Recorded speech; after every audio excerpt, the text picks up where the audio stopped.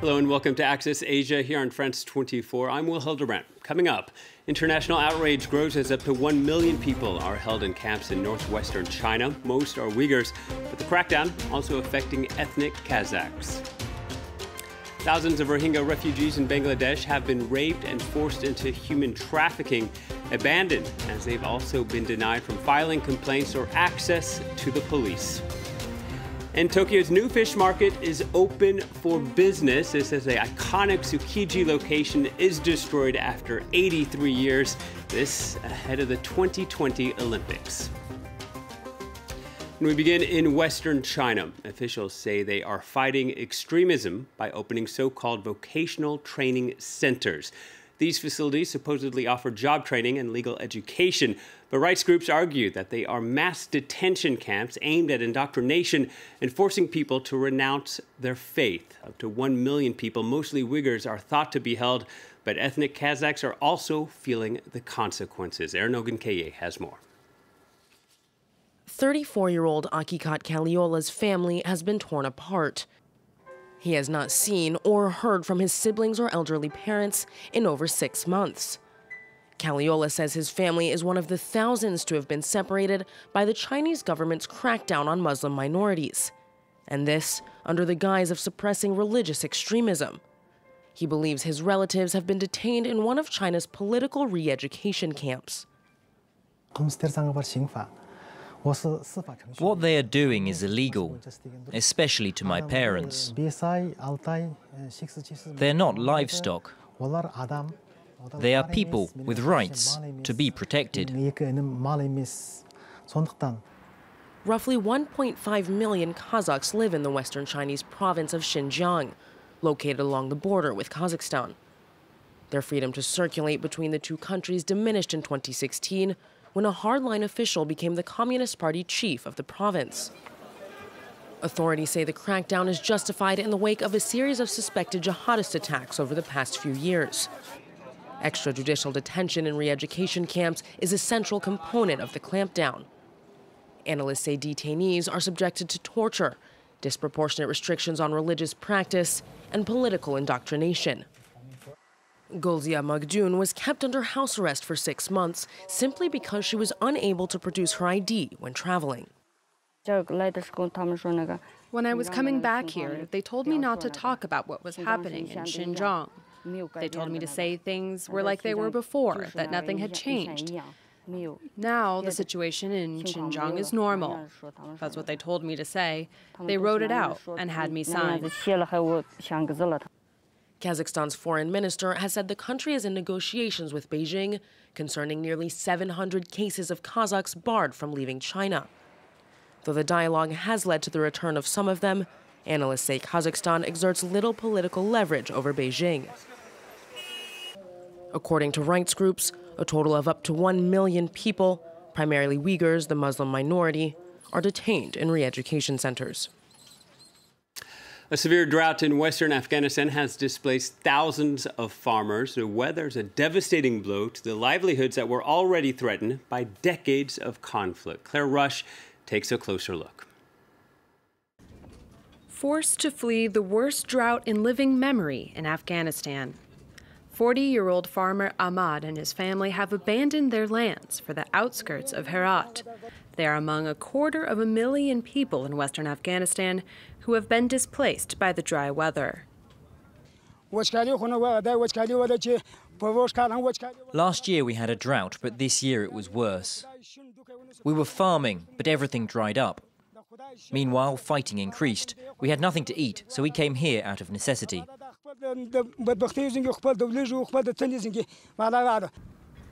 The ongoing conflict in Afghanistan has uprooted millions of people. Civilian deaths hit a record high in the first 6 months of the year. Now, the lack of water is also a threat. We did not care about the war, as it has been going on for ages in Afghanistan. We were happy busy farming, but because of the drought, our children were starving. That's why we moved here.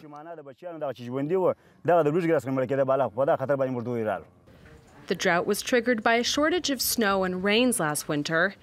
It has devastated farming, a key pillar of the Afghan economy. Comparing to 2017, in some area even we lost 100% agriculture. The UN estimates that more than 1 million people are in need of urgent food aid. This drought is the last addition to a very difficult life that many people in this country are living with, fighting with conflict and now the drought. These people, they are in need of assistance to survive. This 80-year-old had to leave Badghis province temporarily 15 years ago because of a dry spell. He now fears he might never return home. We came here only because of the drought. We were starving, we had nothing to eat, and you can see that my life is almost over in this world, but I don't even have 10 AFs to buy something. Displaced by the weather in a country of unrest, these farmers in western Afghanistan face an uncertain future. Well, since August 2017, hundreds of thousands of Rohingya Muslims had fled a crackdown in Buddhist-majority Myanmar. The United Nations has described it as ethnic cleansing and genocide. Many are now in the world's largest refugee camp in neighbouring Bangladesh, though they continue to face threats. Nick Rushworth has more. This is the world's largest refugee camp. 700,000 Rohingya Muslims live here in makeshift shelters in Cox's Bazar. 4 out of 5 are women and children. Among the threats to them, human trafficking. Shukatora, 15 years old, recently fell into the hands of a trafficker when she ventured outside the camp. We went to a hospital, and then my mother wanted to buy something, and I was on my own. At that point, a man in a car called over to me and told me he'd drive me back home. After a while, he forced me onto a bus, and that was when I understood, and I started crying. She was taken on a journey of a night and a day to the Indian border. She was raped several times, and only managed to escape in the early hours of one morning. She went to police, who told her she would have been sold. Young women abducted in this way often end up in prostitution networks across Asia. The UN says thousands of Rohingya are victims of human trafficking. They will tell you several things to try and take your daughter. They'll propose a good marriage, offer her work, and afterwards they'll abuse her more and more. This is human trafficking. The Indian capital, New Delhi, is 2,500 kilometers from the Rohingya camp. This girl, Shabika, is 13. She was kidnapped with 4 other girls and transported by car, bus and train for 7 days, and then sold to an Indian man for 1,200 euros.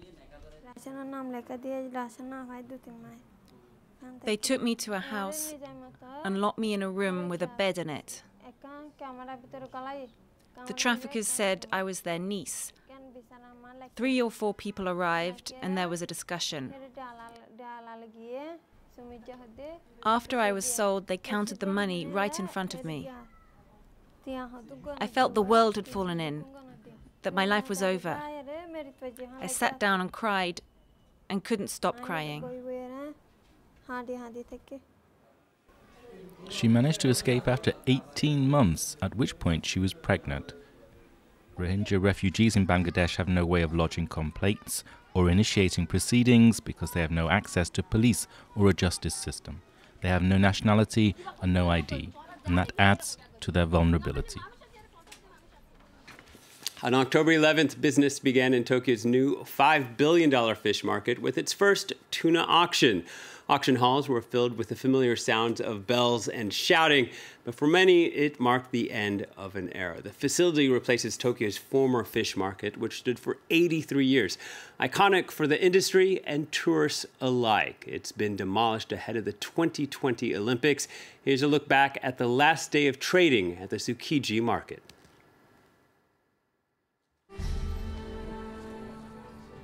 It was just before daybreak, and it looked like a normal business day. Here, fishermen selling their catch, They're fishmongers cutting up their tuna, a delicate act steeped in tradition that requires a lot of attention to detail. Yet for many it would never be the same again. This fishmonger came to bid farewell to the Tsukiji fish market in the heart of Tokyo. Now, I'm not happy about the move. It would be much easier to continue working in a place we already know. The legendary Tsukiji fish market closed its doors after more than 80 years of operation. Hosting tens of thousands of merchants, it was deemed too unhygienic, a claim rejected by many fishmongers who worked here. My prawns are expensive because they're amazing quality, and my clients are successful chefs with Michelin stars. So no, I don't understand why they're forcing us to leave here. Over the years, the market's gritty downtown location became a haven for rats. For authorities, the relocation of the market's 41,000 wholesalers was the only way to ensure food hygiene requirements were met. An enormous task, but a necessary one, according to this cook. I think it's better for everyone. It would be much more modern. This place has got too old and too dirty. It's also the end of an era for tourists. The market's tuna auction was one of Tokyo's most famous attractions. The fascinating event now takes place behind closed doors in the new market. In 2013, a 222-kilo tuna was sold for an astonishing €1,200,000. Tuna vendors will now have to wait and see if the record can be broken in the new venue. Well, summer may be over in the northern hemisphere, but the fall weather brings its own reason to get outdoors. Cooler air and, of course, the changing leaves. Every day, over 20,000 visitors head to northeast China's Maple Valley Forest Park. The trees usually begin to change colors at the end of September. The park has nearly every imaginable species of maples, and locals say the colors change daily according to the temperature and frost. Well, that's it for this edition. We'll leave you with these images, and please stay tuned to France 24.